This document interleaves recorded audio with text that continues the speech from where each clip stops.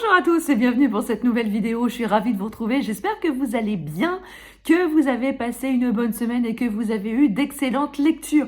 Je vous retrouve donc aujourd'hui pour le Catulu de la semaine, le point lecture sur les romans qui m'ont accompagné la semaine précédente. Comme la semaine passée, c'était vraiment l'éclate. J'ai vraiment beaucoup aimé mes lectures de la semaine passée. Là, je me retrouve donc aujourd'hui face à côté de la porte-fenêtre parce qu'il fait pas très jour, hein, il fait un peu gris aujourd'hui. Et si je vous avais filmé devant la bibliothèque, vous n'auriez pas vu grand-chose et vous n'auriez pas eu un plan magnifique sur mes poches et mes cernes qui alimentent les conversations de certaines personnes qui m'envoient des commentaires extrêmement sympathiques.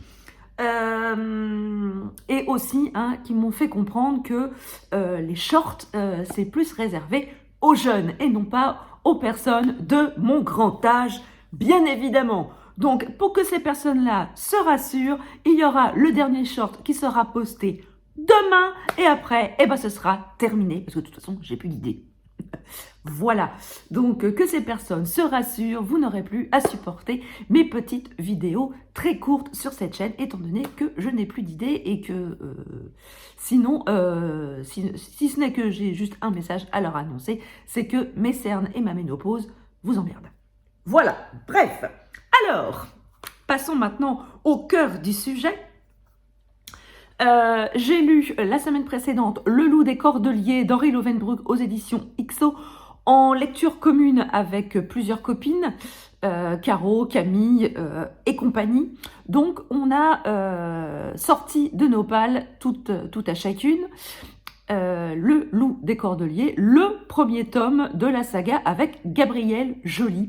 Donc ici, on va se retrouver en mai 1789 à Paris, donc quelques mois avant l'événement qui va faire basculer l'histoire de France, quelques mois avant la fameuse prise de la Bastille.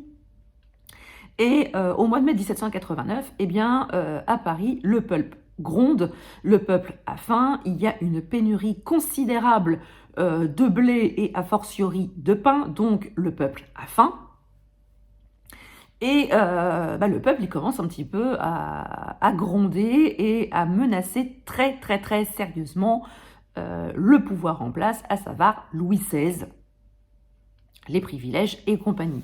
Et dans ce contexte, va arriver de sa province natale notre ami Gabrielle Joly, qui est un jeune homme assez érudit. On apprend au fur et à mesure qu'il a fait beaucoup d'études, qu'il a déjà écrit un livre sur la philosophie, sur Hérodote, je crois. Donc il est très très cultivé et il arrive à Paris avec des idées assez pas préconçues, mais voilà, il rêve de devenir journaliste, mais un journaliste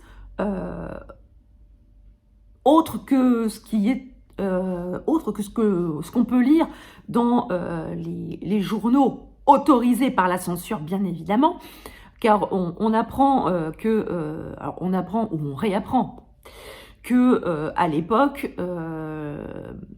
les journaux étaient censurés par le pouvoir royal et ne sortaient que ce qui était approuvé par la dite censure. Et on ne pouvait pas parler de tout ce qu'on voulait. Donc ici, on commence un petit peu à parler de liberté d'expression, de liberté de la presse.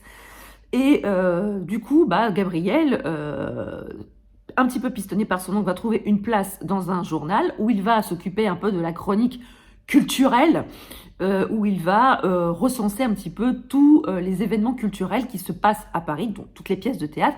Et le directeur lui a dit que s'il s'est débrouillé bien, il pourrait même aller écouter les pièces pour pouvoir en faire une chronique qui va dans le bon sens, bien sûr.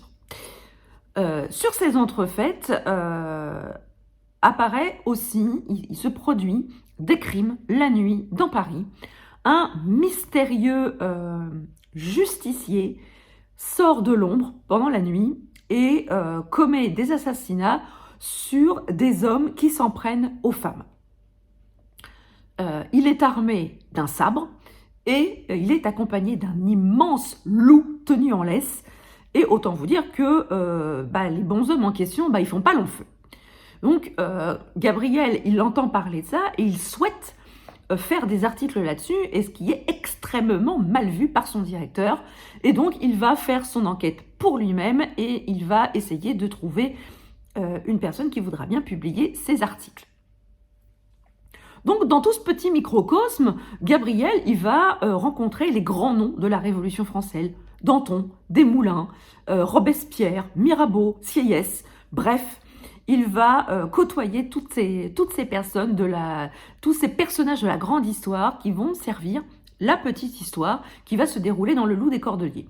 Alors, j'ai été assez décontenancée au départ en lisant ce roman, parce que je m'attendais à ce que ce soit un polar historique.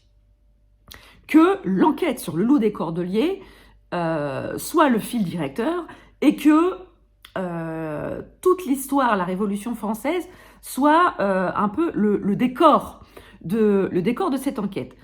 Or, je me suis quand même retrouvée face à un roman historique, pur jus, sur la Révolution française, et dont l'enquête était vraiment en retrait par rapport à la grande histoire. Et donc, je me suis dit, est-ce qu'on m'aurait vendu un polar historique alors que ça n'en est pas un? Je me suis dit, on se pose, on respire un grand coup, et partons du principe que tu lis un roman historique. Et à partir de ce moment-là, j'ai kiffé. Ça m'a débloqué et j'ai déroulé, parce que effectivement, le roman est très bien documenté. La plume d'Henri Lovenbroek fait le job, parce qu'il nous décrit vraiment le Paris de l'époque. On a vraiment l'impression de déambuler dans le Paris de l'époque. Et il y a une scène qui m'a filé des frissons, les gars. C'est la fameuse scène de la prise de la Bastille par le peuple parisien. Et là, franchement, j'avais vraiment l'impression d'y être. J'avais vraiment l'impression d'être dans la cour, au milieu du peuple parisien qui prend les armes et qui prend la Bastille. Franchement, c'était hyper visuel, hyper bien décrit. J'ai vraiment kiffé ce moment-là. C'était vraiment hyper bien fait. Quant au personnage de Gabriel, autant dire qu'au début, il m'a franchement agacée. Parce que c'est le jeune gars qui arrive extrêmement sûr de lui, extrêmement pédant. Il prenait quand même un petit peu les gens de haut, parce que voilà, il était érudit, il avait écrit un livre sur un philosophe, Hérodote. Donc il était c'était un spécialiste de la philosophie. Voilà, il balançait sa science à qui voulait l'entendre, et à qui ne voulait pas l'entendre aussi d'ailleurs. Ça le dérangeait pas, et il y allait, comme ça. Et au fur et à mesure du récit, il se prend quand même quelques déconvenues, le pépère, et il finit par devenir attachant. Mais moi, ce qui m'a vraiment plu dans ce roman, ce sont les personnages secondaires. Le personnage féminin de Joseph, qui est un personnage historique qui a réellement existé, mais dont l'auteur a pris quelques libertés dans ce roman avec son histoire, mais il le dit très bien au début du roman, donc voilà, on ne peut pas dire qu'il a pris des libertés, il le dit lui-même, donc il est pardonné. Et c'est un personnage qui avait à cœur déjà de défendre la cause féminine en 1789, quand même, donc ça remonte quand même. Elle s'insurgeait de savoir pourquoi les femmes ne siégeaient pas à la nouvelle assemblée, pourquoi les femmes n'étaient pas représentées comme d'autres minorités, à savoir les Noirs, à savoir les Juifs, pourquoi les femmes n'étaient pas représentées. Les hommes, ils disent déjà on a fait un effort avec les Juifs et les Noirs, donc pour les femmes, on va pas y aller tout de suite. C'était un peu ça qu'on lui répondait quand même. J'ai beaucoup aimé aussi le personnage de Laurette, qui est une jeune femme qui a été adoptée très jeune, qui est muette, et qui est un petit peu un rat de bibliothèque, et qui s'occupe de la bibliothèque des Cordeliers, et qui est un personnage assez intéressant. J'ai aussi beaucoup aimé le personnage de Récif, qui est un brin pirate, un brin flibustier, un brin voleur. Mais j'ai vraiment beaucoup aimé ce personnage qui m'a beaucoup fait rire et que j'ai trouvé extrêmement bien campé. Et j'espère pouvoir le retrouver dans le tome 2 parce que j'ai vraiment beaucoup aimé le duo qu'il forme avec Gabriel. C'est un duo complètement improbable hein, d'ailleurs, mais c'était vraiment, ça matchait vraiment bien. J'ai vraiment beaucoup aimé ma lecture. D'ailleurs, avec les filles, on est toutes partantes pour lire le tome 2, donc je pense qu'on va le lire fin mars, début avril, je crois. Mais en tout cas, c'était une excellente lecture. La plume d'Aurélie Lovenbruch est hyper prenante, hyper passionnante, comme dans tous les romans que j'ai lus de l'auteur. Donc voilà, il se lance dans le roman historique. Donc si vous aimez l'histoire avec un grand H qui se mêle avec un petit peu de mystère, eh ben, je vous encourage vivement à découvrir Le Loup des Cordeliers. Ensuite, j'ai lu le numéro 1 de Mikhail Tchevelev aux éditions Gallimard que j'avais eu grâce à une opération masse critique chez Babelio. Alors c'est un roman qui est très très court. C'est un roman qui est écrit par un journaliste d'opposition qui est très très connu en Russie. Donc ici, on est... Alors c'est la quatrième de couverture, elle m'avait vraiment, vraiment titillée. Car on fait la connaissance, alors c'est sur 2 époques. On est en 1984, dans l'Union soviétique. Vladimir voilà, essaye de vivre tant bien que mal, et voilà, il n'est pas très très riche. Et voilà, tout ce qui est vendable, commerciable, est soumis à l'autorisation du gouvernement. Et pour se faire un petit peu d'argent, il a décidé de vendre certains produits au marché noir, sauf qu'il se fait gauler. Donc, il doit se rendre au commissariat pour payer son amende, et en se rendant au commissariat, il se trouve dans le collimateur du KGB. Et donc, le KGB va lui faire une proposition qu'il va ne pas avoir le choix d'accepter. Et ça s'arrête là, et on se retrouve ensuite plongé en 2018 avec un autre personnage masculin, en la personne de David, qui vit à New York. Il est tranquille, hein, il a une copine, et en allant voir la maman de sa copine, il lui dit « Oh, mais vous ressemblez à quelqu'un que vous ressemblez vraiment trait pour trait à quelqu'un que je connais, que j'ai rencontré dans le passé. » Et du coup, elle va lui montrer la photo de cette personne. Et effectivement, David se rend compte qu'il est le portrait craché de cet homme. Donc, il va faire quelques recherches. Et cet homme va se manifester d'une manière assez peu conventionnelle, on va dire. Il va lui envoyer plusieurs vidéos à David. Et on va rapidement comprendre que cet homme, c'est le père de David, le père qu'il n'a jamais connu. Et dans la vidéo, il va expliquer pourquoi il a subitement disparu de la vie de son fils. Et il va donner une mission à son fils, mission que David va accepter. Alors, le roman est très très court. Ce qui m'a gêné moi dans ce roman, alors si l'idée de base est assez bonne, j'ai trouvé que tout allait extrêmement rapidement dans ce roman. David n'a jamais connu son père, et là, il y a un homme qui se dit être son père. Donc, c'est vrai que, bon, vu la ressemblance, il a très peu de doutes quant à l'identité réelle de cet homme. Mais dans la vidéo, cet homme lui explique pourquoi il a disparu de sa vie du jour au lendemain. Et David, il accepte tout de suite. Et il va accepter de faire ce que son père lui demande. Tout de suite, sans poser de questions, quitte à mettre sa vie en danger et la vie de sa copine en danger. C'est pas grave, on y va. Et là, j'ai trouvé que, bon, c'était, à mon sens, pas spécialement crédible. Voilà, quand il y a quelqu'un voilà, qui se dit être votre père, que vous n'avez pas vu depuis plus de 20 ans, et qui vous demande de faire quelque chose qui risque de mettre votre vie en danger et la vie de vos proches en danger, vous vous posez quand même quelques questions avant d'y aller. Ce qui est quand même un peu légitime. Non, lui, il y va bille en tête.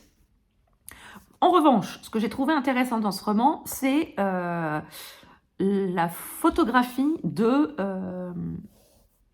l'Union soviétique de 1984 et de la Russie actuelle, qui n'a au vu de ce qu'on nous en dit dans le roman, potentiellement très peu changé. Du point de vue corruption, du point de vue mafia, du point de vue blanchiment d'argent. J'en dirai pas plus parce que je voudrais pas que Poutine m'envoie ses sbires.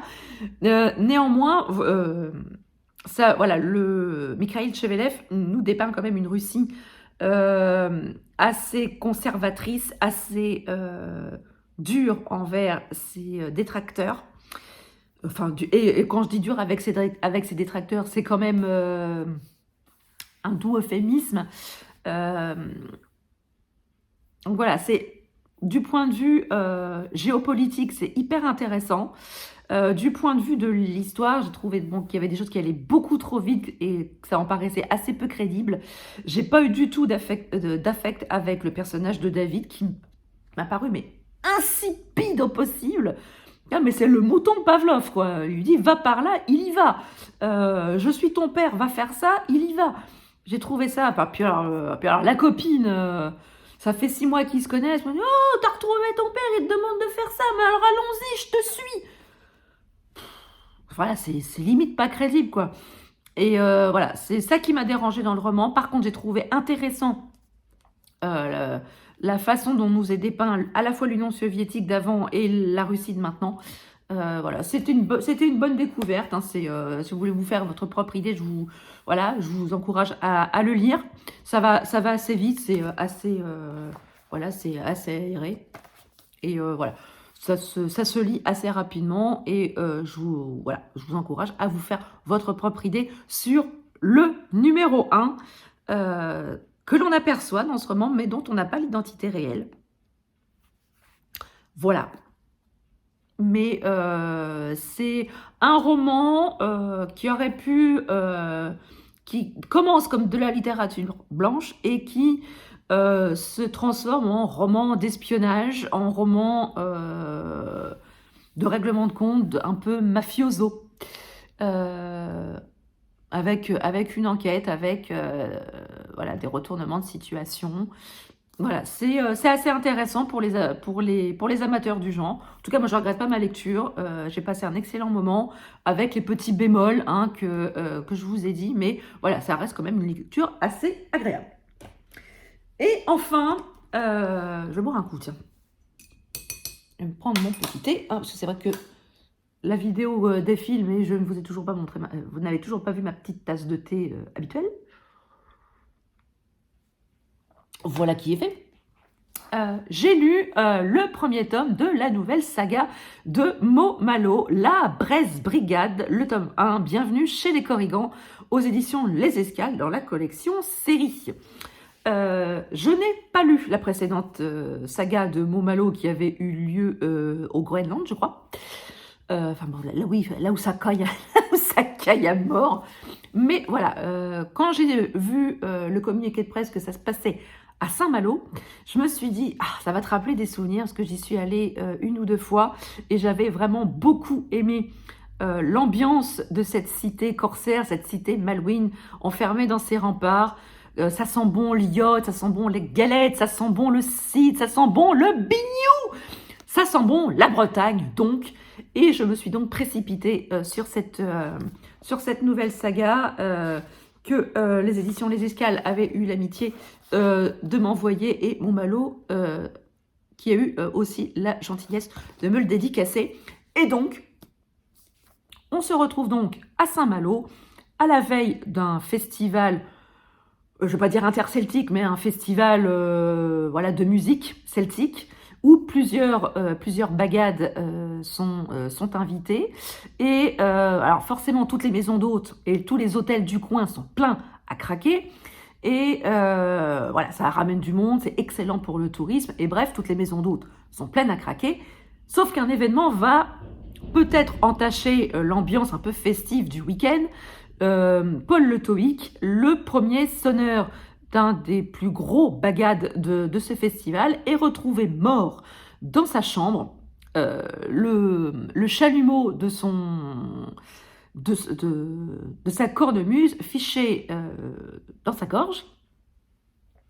Donc je vous laisse un petit peu imaginer l'état du corps tel qu'il est retrouvé par la jeune femme qui servait le petit déjeuner à la maison d'hôte. Bref, donc la police est aux 400 coups. Qu'est-ce qui s'est passé? Pourquoi? Comment? L'enquête commence.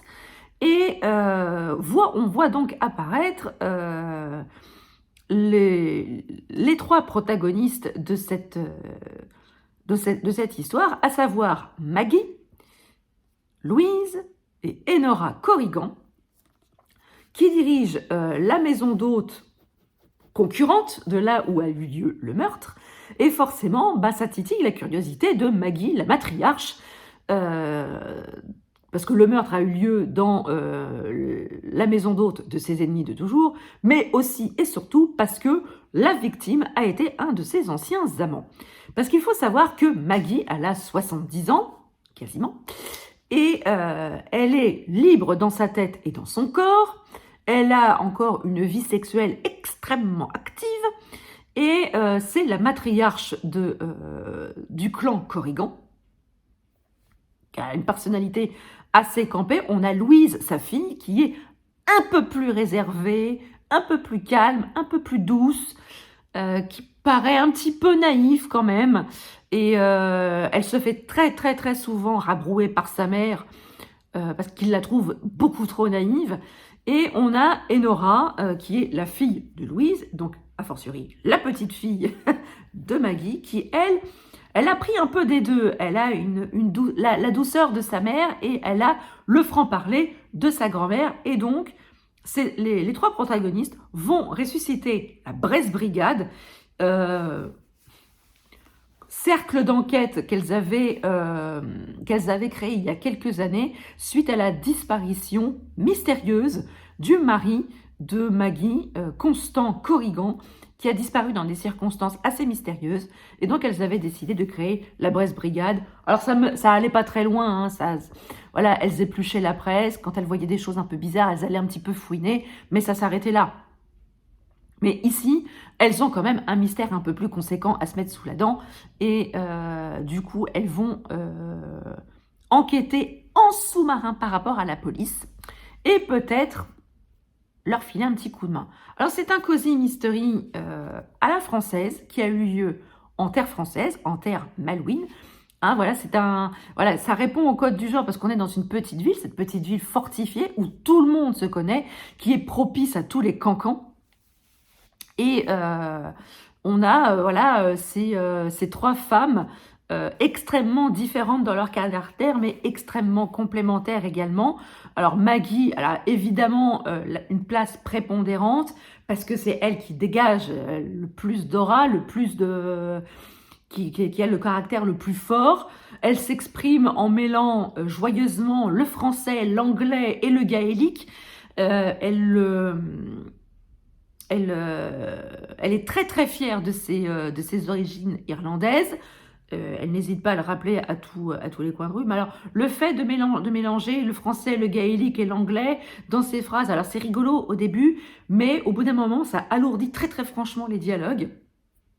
Donc bon, c'est sympa, mais voilà, au bout d'un moment, ça fatigue. Voilà, ça fait leur bon les galettes, ça fait leur bon le bignou. On est vraiment plongé dans cette ambiance bretonne qui, moi, m'a rappelé énormément de souvenirs, comme je vous le disais, parce que j'ai passé quelques week-ends à Saint-Malo. Ça fait très très longtemps d'ailleurs que je n'ai pas mis les pieds là-bas, et ça me manque. Parce que voilà, quand on se promène sur les remparts, quand on est fouetté par le vent, par les embruns, c'est hyper vivifiant, c'est super beau, j'adore. Et on a la tombe de Châteaubriand qui est au large quand on se promène sur les remparts. C'est c'est vraiment une ville que j'adore. C'est Emo Malo nous retranscrit tellement bien, nous décrit tellement bien les paysages qu'on a vraiment l'impression d'y être. J'ai passé un agréable moment, je me suis vraiment...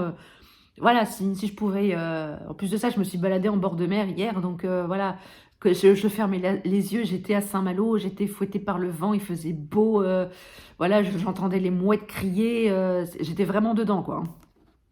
Donc si vous aimez les Cozy Mystery, si vous aimez la Bretagne, si vous aimez la mer, si vous aimez des personnages féminins extrêmement forts, extrêmement atypiques, je vous encourage vraiment à découvrir et à faire la connaissance des Corrigans, de Maggie, de Louise et de Enora.